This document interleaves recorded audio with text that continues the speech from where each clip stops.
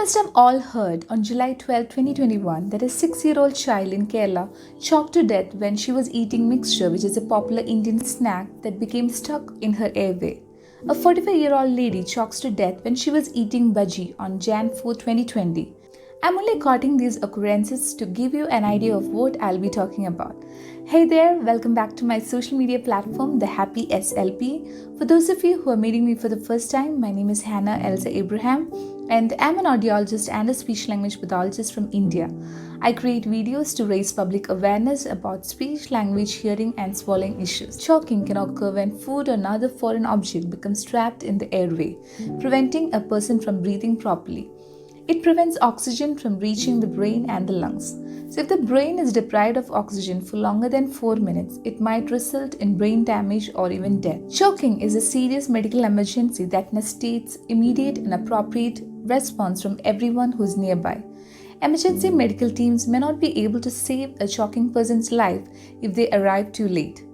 Everyone should be able to identify and respond to choking at home and in public areas. And I really hope today's video will help you to know more about choking and what you can do to save someone from the same. So let us first look into the basics. Breathing is a necessary element of life. We breathe in a mixture of nitrogen, oxygen, carbon dioxide, and other gases when we inhale. Oxygen enters the bloodstream in the lungs and travels to the rest of the body. To create energy from the food we eat, our systems use oxygen as a fuel source. A waste product, carbon dioxide, enters the bloodstream and returns to the lungs. We breathe out carbon dioxide, nitrogen, and oxygen when we exhale. No oxygen can enter the lungs when someone is choking due to completely clogged airway. The brain is particularly sensitive to a lack of oxygen, and within 4 to 6 minutes it begins to die. So first aid must be administered during this time. So let's see what causes choking. We know that choking is caused when a piece of food or other object gets stuck in the upper airway. So there are two openings in the back of the mouth. The esophagus, which leads to the stomach, is one of them, and food passes through it. The trachea, which is the passage through which air must pass to reach the lungs, is the other. So when you swallow, a flap called the epiglottis covers the trachea, preventing food from entering the lungs. The left and right mainstream bronchus emerge from the trachea, and these lead to the lungs on the left and right sides respectively. So as they spread throughout the lungs, they branch into smaller tubes, and any object that becomes lodged in the airway will become stuck as the airway narrows. So many huge objects become lodged between the vocal cords and the trachea. Choking is most common in adults when food is not chewed properly. While eating, talking, or laughing may cause food to go down to the wrong pipe. And if a person has been drinking alcohol or taking drugs, or if they have been on certain conditions such as Parkinson's disease, or if they are aged, the normal swallowing mechanisms may be delayed.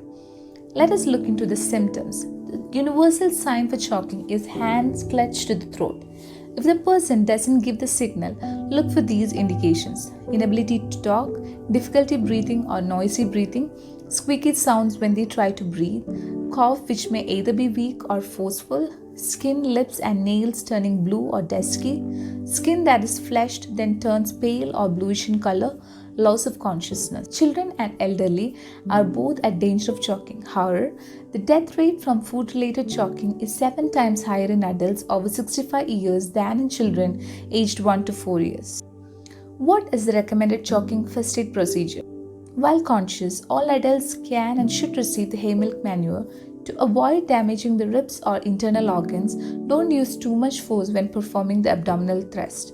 So if back slabs fail to remove the airway obstruction, apply abdominal thrust on a conscious person. Let us see the 5 and 5 approach. Coughing should be continued if the person is capable of doing so. The American Red Cross recommends using a 5 and 5 technique of giving first aid if the person is choking and unable to speak, cry, or laugh strongly. Give back blows 5 times. Stand to the side and behind an adult who is choking. To provide support, place one arm over the person's chest. Bend the person's upper body parallel to the ground by bending over the waist. With the heel of your hand, deliver 5 separate back blows between the person's shoulder blades. Perform 5 abdominal thrusts. Make 5 abdominal thrusts, which is also known as the Heimlich maneuver. So the alternate 5 blows with 5 thrusts until the blockage is removed. The American Heart Association only trains the abdominal thrust method and not the back blow technique. If you haven't mastered the technique, it's fine not to use the back blows. Both strategies are workable.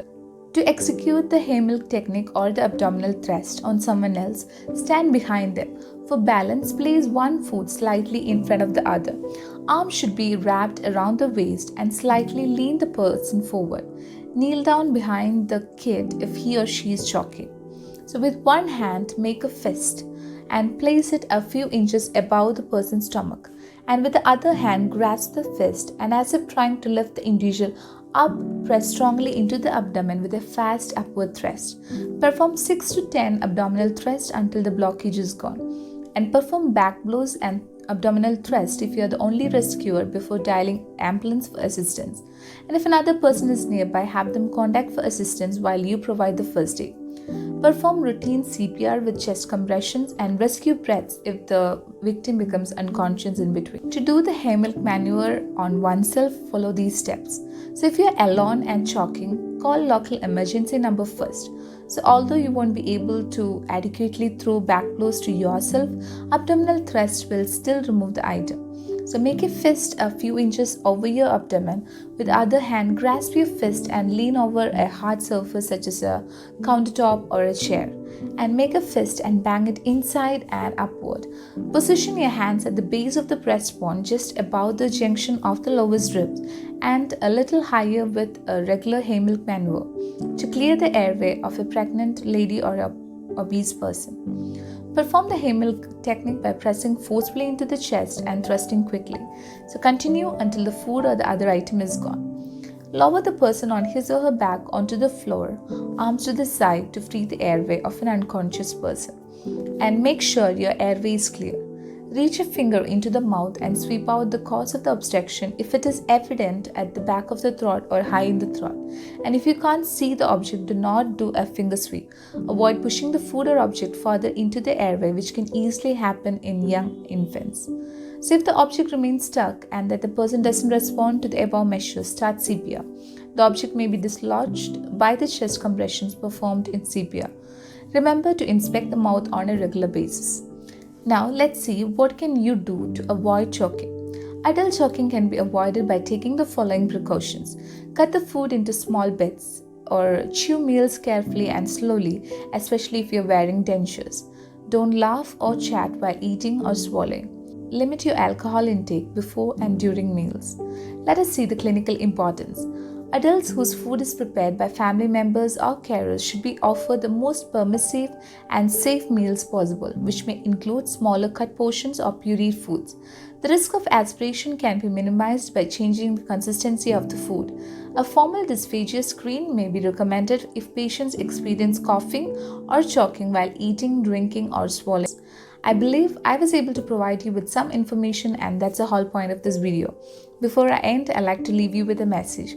Always be kind and ready to help others in need. So if you think this video was helpful, leave a like and that will help my channel tremendously. And if you want to continue to learn more about related content, feel free to check out the playlist or check out the videos up there. Furthermore, consider subscribing so that you will not miss future videos. You can always contact me, TheHappySLP, either via comments or through my social media accounts, Facebook or Instagram, regarding your concerns and queries regarding speech, language, hearing and swallowing issues. The links are given below in the description and I will try my best to help you. So until we meet again in another video, stay happy and much love, Hannah, TheHappySLP.